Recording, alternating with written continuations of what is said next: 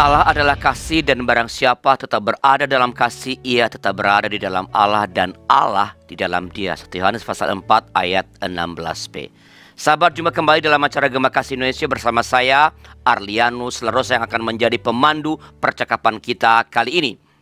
Kita hidup dalam dunia yang penuh dengan hiruk pikuk dan bahkan dunia yang sangat bising. Bukan hanya bising, dunia di mana kita hidup juga adalah dunia yang padat aktivitas dengan pergerakan-pergerakan yang serba cepat. Di dalam dunia seperti ini, kita kehilangan kesempatan untuk bermenung, berefleksi, bermeditasi, berkontemplasi.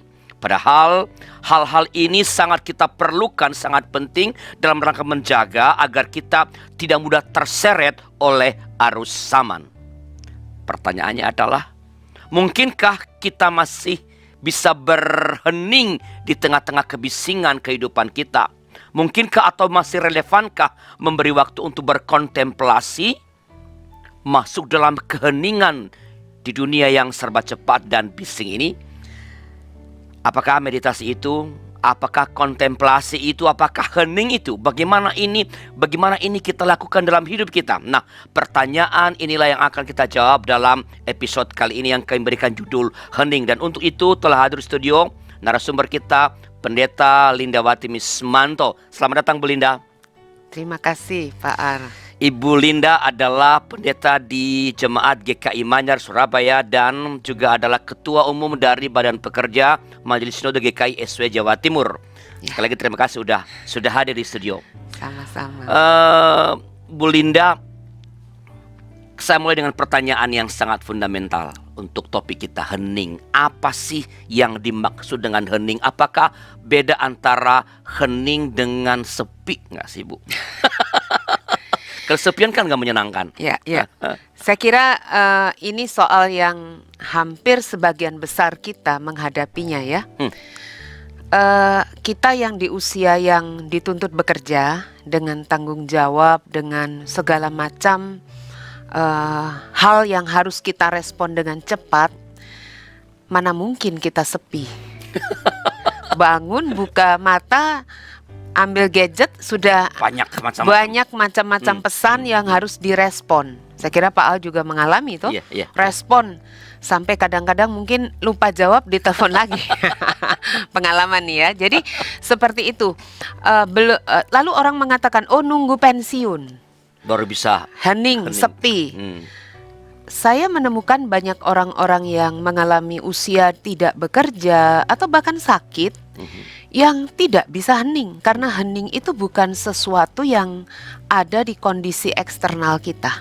Nah, jadi sementara mereka mungkin terbaring, tidak melakukan apa-apa, dalam kondisi lemah, di ruang tertutup barangkali. Di ruang tertutup, kelihatannya sepi, tapi pikiran ini berkecamuk.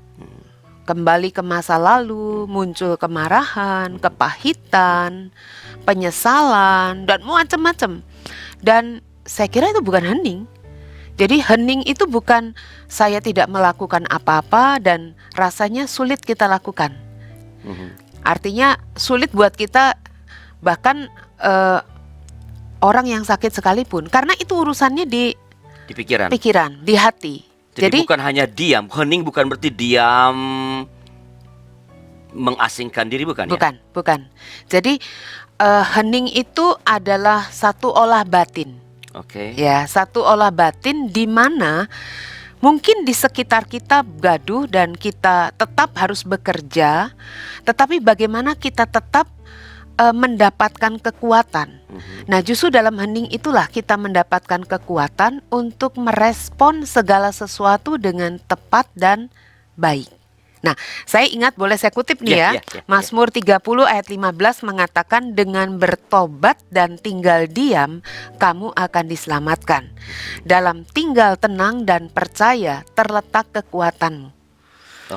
Nah, saya menemukan banyak orang-orang yang menghidupi spiritualitas yang kita bilang hening, doa hening atau kontemplatif. Itu dia mampu menanggung beban, tanggung jawab, dan banyak hal dengan tekanan juga dengan begitu rupa, dengan begitu kuat. karena dia bertumpu pada hening.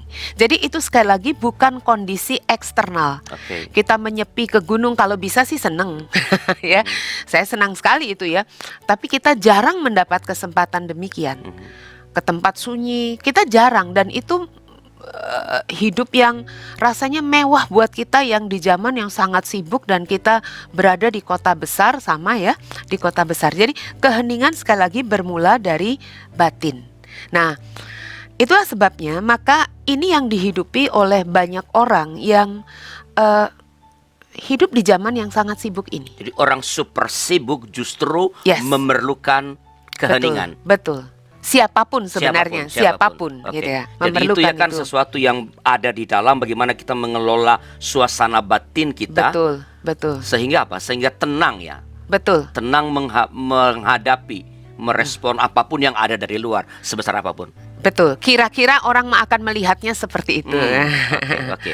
Kalau begitu bagaimana kan sekali lagi hening di dalam, tetapi kita tinggal di dunia yang bising tadi. Betul. Itu. Ya. Hiruk pikuk dunia luar biasa. Nah, apakah untuk bisa hening itu haruskah kita mengasingkan diri dari dunia? Misalnya biara? Justru tidak harus. Tidak harus. Kalau misalnya kita bisa seperti itu tuh sesuatu yang menurut saya ya, kalau bahasa saya kemewahan untuk kita yang sangat sibuk. Itu sesuatu yang istimewa, tapi tidak harus. Berarti hanya saat tertentu dong kita bisa hening. Kalau kita yakini hening itu di sepanjang hidup kita. Karena itu melekat pada hidup yang disebut bertumpu pada doa. Bertumpu pada doa. Bertumpu pada doa. Jadi bukan tidak bergantung pada bahwa saya bisa berada di satu tempat yang sunyi, kebiara, menyepi. Tidak bergantung. Meskipun kalau ada kesempatan tuh senang banget. Jauh lebih mendukung begitu. Jauh lebih mendukung. Mungkin untuk awal, untuk sebuah proses awal kita membutuhkan. Tetapi setelah seseorang menghidupi spiritualitas, ini masuk dalam kategori spiritualitas hidup kontemplatif, maka dia tetap akan berkarya. Dan ini menarik, karena ini yang dihidupi bapak-bapak gereja di masa lalu. Mereka bahkan menghidupinya dengan cara makan, bekerja. Mereka menghidupi itu. Jadi bahkan bisa dibilang begini, kadang-kadang kita makan bahkan tidak merasakan rasa makanan itu dengan enak. Mereka bisa mengecapnya dan merasakan arti doa mensyukuri makanan itu dengan sedemikian. Nah, itu sebuah proses yang terus menerus. Tidak sekejap ya, tidak sekejap. Itu sesuatu yang terus menerus sehingga terbawa dalam aktivitas kita. Jadi hening itu tidak bergantung pada apapun yang dari luar tadi kan. Betul. Tidak bergantung pada situasi, pada lokasi, pada apapun. Betul. Karena berada di dalam batin kita. Nah, tapi tadi karena kita ke tempat sunyi juga bisa mikirnya macam-macam. Betul. Tapi mikirin yang lain-lain ya. Oke. Jadi tadi kan Ibu Linda menyebut beberapa istilah tuh Bu. Ada hening, ada doa, ada kontemplasi, ada meditasi. Apakah istilah-istilah ini punya pengertian yang sama atau ada perbedaan-perbedaan, atau apakah ada korelasi di antara term-term ini? Saya jelaskan dulu atau saya sampaikan dulu apa yang kita mengerti tentang doa.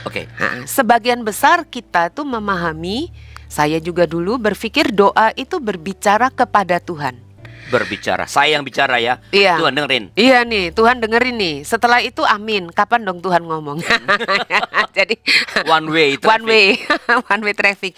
Jadi saya mulai menyadari ketika misalnya begini, ketika membaca Alkitab dikatakan dalam Yesaya 50 ayat 4. Saya baca ya. Tuhan Allah telah memberikan kepadaku lidah seorang murid, supaya dengan perkataan aku dapat memberi semangat baru kepada orang yang letih lesu. Dan ini menarik, setiap pagi ia mempertajam pendengaranku untuk mendengar seperti seorang murid. Nah, mendengar. Ada banyak orang mengatakan saya mendengar Tuhan. Wah, lalu orang lain bilang, keren ini. Wah, ini apa? Sakti. Iya. Ya, mendengar Tuhan itu kayaknya wah, ini amazing nih, orang sakti, orang yang istimewa. Orang yang dekat. Saya agak-agak terima nih Pak. Saya nggak terima, saya mikir gini. Kalau Bapak saya, Tuhan tuh Bapak saya panggil dia Bapak. Yang saya tahu mestinya Bapak kepengen dong ngomong sama saya. Betul. Sederhananya gitulah. Persis. Masa saya nggak bisa ngerti?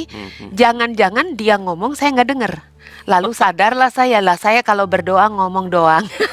Ya, saya berbicara kepada Tuhan dan nggak mau dengar dia ngomong apa. Nah, itu poinnya. Nah, seringkali doa kita dipenuhi oleh, ya tidak ada yang salah dengan kata-kata sebenarnya. Kata-kata kita, tapi yang menarik nanti akan saya jelaskan, yang saya sampaikan menarik ini. Setelah kita masuk doa kontemplatif, doa meditatif, kata-kata kita menjadi berbeda. Oke. Rasanya jadi berbeda. Bukan berkurang atau hanya berkurang ya? Tidak. Jadi kita tetap berdoa. Saya secara personal tetap berdoa dalam doa kata-kata.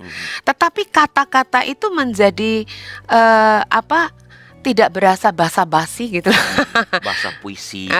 Enggak hanya itu, artinya kata-kata itu menjadi lebih bermakna. Kenapa?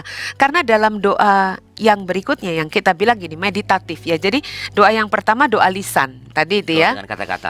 Doa dengan kata-kata itu biasa kita ucapkan. Dan kadang-kadang susahnya gini, ada orang yang suka merasa minder nih sama pendeta. Ibu saja yang berdoa, bapak saja yang berdoa. Soalnya doanya bagus. Nah, perlombaan. Padahal doa itu kan ucapan yang lahir dari batin. Mestinya kan itu yang terjadi. Oke lah. Nah, mungkin karena Pak Pendeta kalau doa bagus bagi bikin minder. Ya. Nah, oke. Tapi salah paham itu sebenarnya doa lisan. Lalu selain itu ada yang dikenal dengan doa meditatif. Doa meditatif. Oke. Kata meditatif itu dari bahasa Latin meditatio, yang sebenarnya berarti merenungkan. Nah, sederhananya, jadi bukan ada orang Kristen yang salah paham, dipikir meditasi itu sesuatu yang milik kepercayaan tertentu. Itu kata umum, kata term yang bisa digunakan oleh siapapun. Agama apapun. Betul, tergantung apa isinya. Nah, dalam meditasi Kristen kita memahami apa? Biasanya langkahnya adalah membaca. Menjadi dasar untuk merenung adalah membaca kitab suci. Okay. Nah, membaca dan secara motorik itu kadang-kadang dibutuhkan. Okay. Jadi kadang-kadang kita membaca, yang dengar siapa? Diri sendiri. Ya, membaca keluar di telinga. Nah, membaca motorik itu kadang-kadang dibutuhkan. Meskipun buat orang tertentu saya nggak butuh, oke lah. Yang penting membaca. Setelah itu kognitif. Jadi tadi motorik, kognitif, merenungkan, memikirkan apa yang saya baca. Saya merenung-renungkan ketika mengingat bagaimana Yesus memasuki kota Yerusalem dan banyak orang sebagai contoh melambai-lambaikan, membayangkan, merenungkan. Lalu kita mungkin mulai tergoda berpikir, apa dia nggak takut ya? Nah, ini kata-kata itu muncul, biarkan. Kalau rajin menulis, kita menulis akan berharga. Dicatat itu. Kemudian setelah itu masuk di merenungkan. Di situ olah rasa. Afektif, motorik, motorik, kemudian kognitif, afektif, merasa. Ketika merasa kita membayangkan, merasakan di situ, dan disitulah mestinya muncul sebuah afeksi. Iya, saya mau menjadi seperti dia. Itu dasarnya pada meditatif. Dari meditatif. Nah, biasanya untuk masuk kontemplatif atau doa hening membutuhkan ini. Oke. Dalam arti kita udah bicara tentang doa kata-kata, lalu doa yang apa yang kedua tadi, yang meditatif, motorik, lalu kognitif, kemudian afektif. Itu masuk dalam meditasi. Satu lagi itu kontemplasi. Betul. Oke. Ini menarik sekali, tapi kita akan teruskan setelah pesan-pesan berikut ini.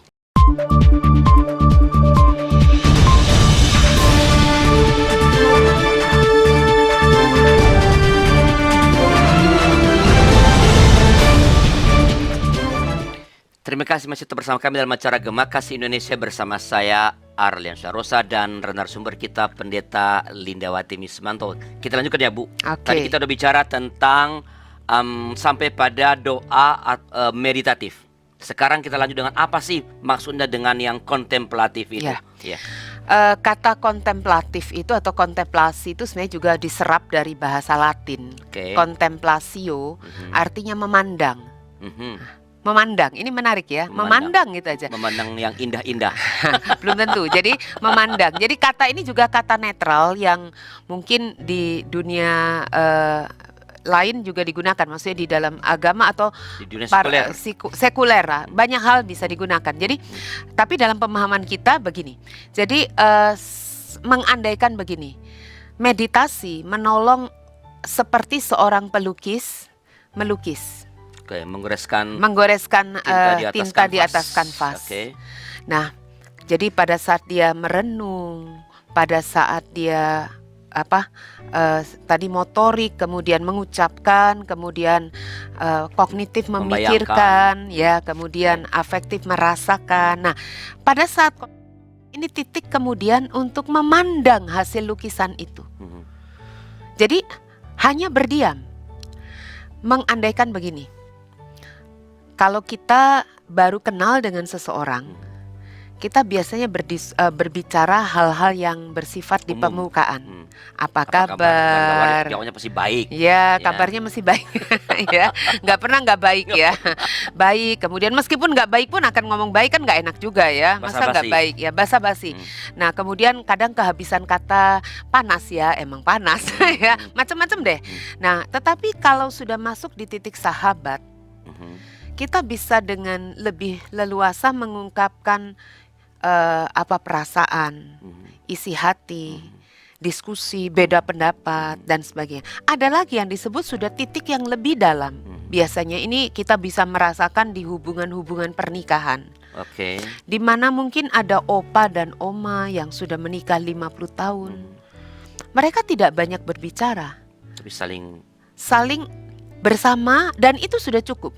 Dan mungkin salah satu tidak ada, nggak usah diucapkan, bisa terasa. Ketidakhadiran pasangannya itu terasa sekali.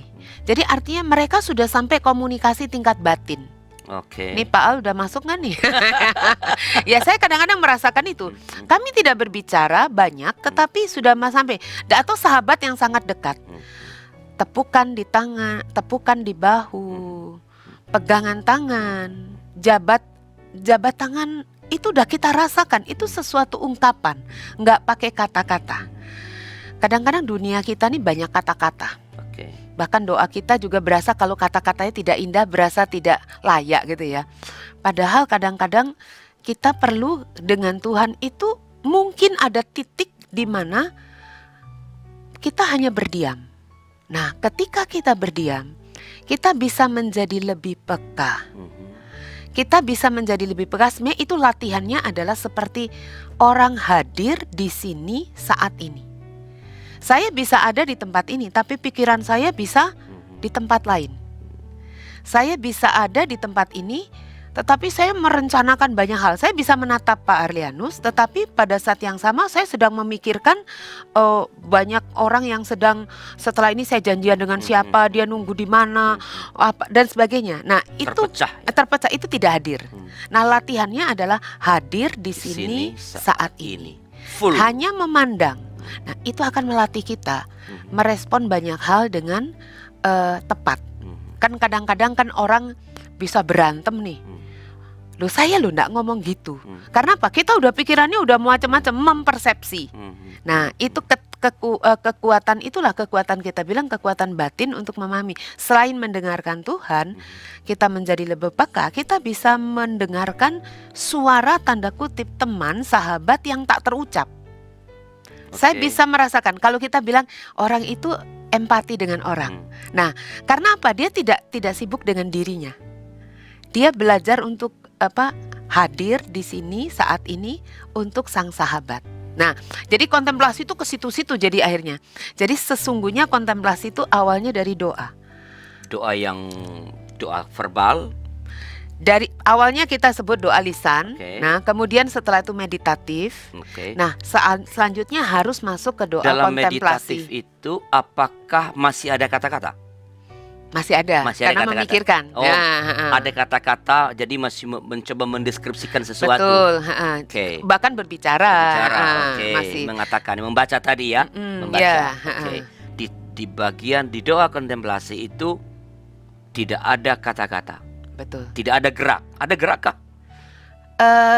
Umumnya kalau kita baru memulai doa seperti ini memang butuh satu situasi yang menolong. Ya tetap harus ada eksternal apanya. Kalau di situ ada suara ruame gitu ya, ya kita susah. Di awal loh ya, doa di awalnya, maksudnya di tahap-tahap awal. Kalau itu sudah menjadi gaya hidup, dia bisa memilah. Muncul dengan sendirinya. Tapi di tahap awal termasuk misalnya duduk ya, terbuka, pasrah. Nah, kalau saya biasa melakukan dengan duduk tenang, membuka tangan, pasrah, dan ini saya mencoba melakukannya seperti yang dilakukan oleh bapak-bapak gereja ya. Jadi mengikuti tradisinya menyebut, orang bilang doa Yesus. Jadi menyebut nama Dia, berfokus pada Dia. Kalau mau sebut ya Tuhan Yesus kasihani aku atau Yesus saja. Nah, itu menolong kita fokus, mengingat, menyadari kehadiran Dia. Hanya ada Dia dan aku begitu. Ya, sebenarnya itu akunya juga hilang. Mungkin kadang-kadang bisa seperti itu. Karena itu yang kalau ingat di dalam surat Paulus kepada jemaat di Korintus, dia mengalami pengalaman yang dikatakan dia mengatakan, coba saya lihat ya. Dalam 1 Korintus dia pernah mengatakan adalah di suatu saat ada seorang Kristen yang entah di dalam tubuh, entah di luar tubuh. Dia dibawa ke tingkatnya. Itu tahap kontemplatif itu. Dan misalnya Paulus juga ini dalam Kisah 22:17 dikatakan, sesudah aku kembali di Yerusalem, aku sedang berdoa di dalam bait Allah, rohku diliputi oleh kuasa ilahi.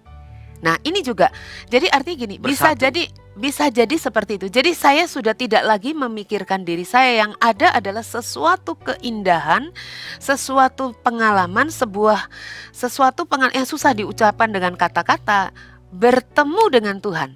Apa itu yang saya nggak ngerti dan juga nggak tahu mengucapkannya, dalam manunggaling Gusti, Kaula Gusti ya, mungkin ya. Manunggaling apa? Saya tidak mendalami itu secara khusus. Saya tidak belajar khusus, tapi bisa jadi dengan cara mereka seperti itu, dengan bahasa begitu. Jadi bersatu dengan Tuhan. Betul. Ya, bukan lagi antara aku dengan engkau, tapi hanya engkau. Bisa jadi.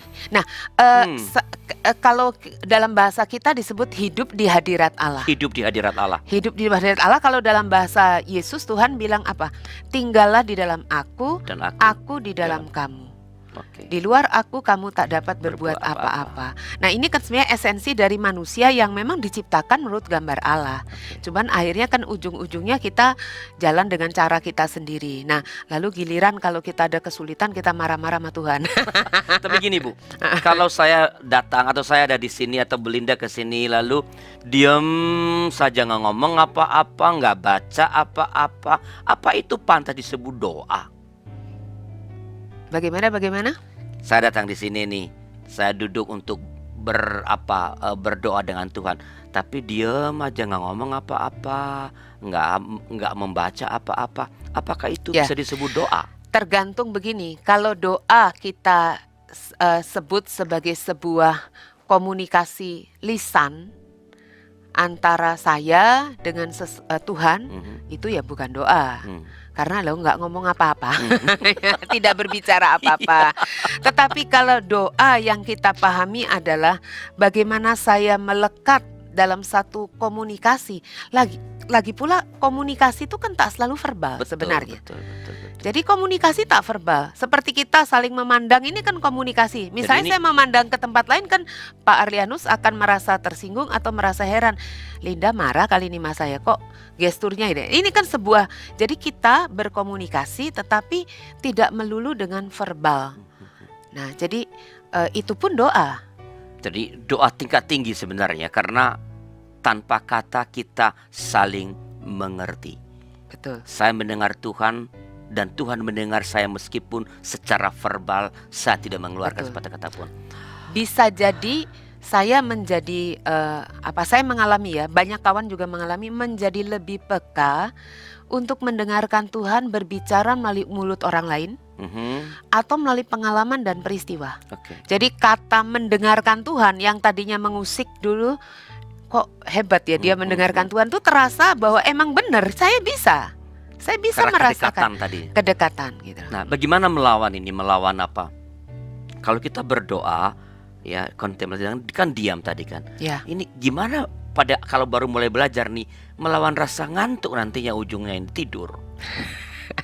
Iya. Meditasi, tahu-taunya Memang jangan lakukan pada saat kita memang sudah mau siap tidur. gimana Jadi supaya jangan sampai niat baik untuk sampai pada tingkat komunikasi yang sangat akrab dengan Allah, malah ujungnya adalah tidur ya, gitu. memang jangan lakukan ketika kita memang lelah ya. Jadi Jangan kondisi harus fit. ya, lakukan memang kita dalam kondisi memang siap gitu ya. Kemudian ada banyak tips, tanda kutip, banyak cara untuk menolong kita. Nah, salah satu yang banyak kawan lakukan adalah menyebut nama Yesus. Fokus. Menyebut nama Yesus. Meskipun mungkin ini tidak harus, tapi dulu saya melakukan dengan menggunakan kalung yang orang bilang rosario. Saya tidak mengerti doa rosario sebenarnya. Saya tidak pernah berangkat dari tradisi Katolik. Tetapi saya punya kalung begitu, diberi hadiah. Saya mengucapkan nama Yesus dengan sambil sementara saya mengucapkan supaya saya fokus saja. Tangan itu saya hanya instrumen, untuk instrumen. Setelah itu saya nggak menggunakan dan saya juga tidak bergantung pada alat itu. Jadi hanya untuk menolong fokus. Atau lagu-lagu tertentu yang memang tidak banyak kata. Lagu-lagu doa. Nah, ini Pak Arianus bisa bikin nih. Ya, betul. Itu bisa menolong kita sampai di titik tertentu, menolong kita fokus. Mungkin kita tidak menyanyi tapi batin kita akan lama-lama itu akan terbawa. Kalau saya lagu-lagu dari komunitas TC misalnya di Prancis, itu salah satu diciptakan untuk itu. Nah, itu seperti itu. Jadi itu akan menolong salah satu. Jika itu sudah kita lakukan, memang tidak mudah, tidak serta-merta. Seringkali bukan hanya ngantuk, ngelantur. Kemana-mana malah pikiran kita malah macam-macam. Nah, itu bagaimana tetap fokus, itu salah satu yang bisa menolong kita. Apa manfaat nih? Apa manfaat dan sebutlah misalnya, mungkin nggak cocok tapi istilahnya kelebihannya dibandingkan dengan doa verbal. Apa manfaat dari doa kontemplatif ini? Sebenarnya tidak meniadakan doa verbal. Justru doa kontemplatif ini membuat doa-doa verbal kita itu, doa-doa kata-kata kita itu menjadi lebih bernas, lebih bermakna, lebih punya rasa gitu. Jadi kalau kita ngomong itu lebih punya rasa. Rasanya kita sendiri punya rasa tertentu ketika mengucapkannya. Kemudian tapi ada kekuatan yang kita bisa peroleh dalam tinggal tenang atau hening adalah apa? Satu, kita bisa juga kita akan melihat ke dalam batin kita. Kita akan memeriksa ke dalam batin kita. Di situ ada luka-luka kita. Di situ ada titik-titik lemah kita. Karena kita mendengarkan diri kita sendiri. Betul. Pada akhirnya. Dia menolong kita jauh lebih bisa melakukan deep reflection dan mendengarkan suara Allah melalui berbagai macam suara-suara yang ada di sekitar kita. Baik Bu Linda, ini percakapan yang sangat menarik. Masih ada pertanyaan saya sebenarnya nih. Belum ada beberapa pertanyaan lagi, tapi waktu juga nih membatasi kita ya. Apakah ada pesan-pesan pastoral khusus mengenai pokok kitab kali ini kepada para pemirsa kita? Silakan Bu. Tuhan sangat mengasihi kita dan tentunya Dia peduli pada hidup kita. Hanya apakah kita punya cukup ruang dalam hati kita, dalam hidup kita, dalam batin kita untuk mendengarkan Dia. Kita membutuhkan ruang itu dan kita harus menyediakannya bagi Dia dalam seluruh kehidupan kita. Terima kasih Bu Linda sudah datang dan memberikan inspirasi bagi kita semua.